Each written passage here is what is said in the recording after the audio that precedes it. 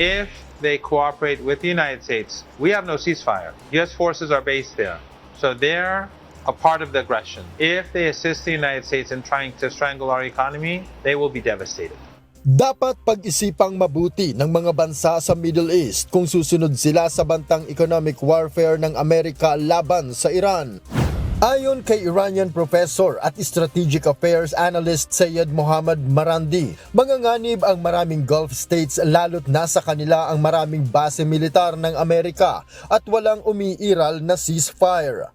Ayon kay Supreme National Security Council Secretary Mohsen Rezaei, kung nais ng Amerika na pabagsakin ang kanilang ekonomiya, titiyakin nilang mangyayari din ito sa US dahil walang langis na lalabas sa Strait of Hormuz at anumang partisipasyon sa economic war ng US ay ituturing nilang pakikilahok sa digmaan.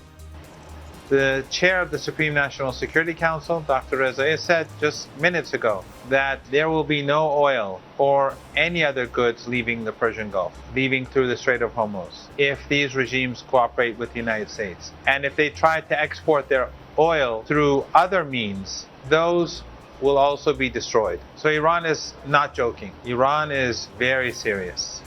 Nagbabala rin ang Islamic Revolutionary Guard Corps o IRGC ng isang malaking pagkilos laban sa Amerika sa linggong ito. Ayon kay Professor Marandi, hindi lang sa aspetong pandepensa handa ang Iran, kundi maging sa ekonomiya, lalo pat si Rezaei ay isang ekonomista. The general has a PhD in economics, and therefore he will definitely play a role in developing this idea. When the United States initiates this new phase of economic warfare, we will have to deal with neighboring countries decisively and probably militarily. Nauna nang sinabi ni United States President Donald Trump na madadamay sa bigat ng sanctions sa Iran ang alinmang bansa na tutulong dito. Pero dahil sa kawalan ng ceasefire, hindi imposible na muling sumiklab ang digmaang pangmilitar sa dalawang panig. Magkaganon man, ayon pa kay Iranian Parliament Speaker Baghar Ghalibaf, titiyakin nilang babalik sa Amerika ang lahat ng ginagawa at gagawin pa nito ng laban sa kanila. Sa anunsyo ni US Treasury Secretary Scott Bessent, magsisimula ang pagpapatupad ng ANIA ay pinakamatinding economic sanctions ng US sa kasaysayan sa alinmang bansa sa Lunes, August 24, oras sa Amerika.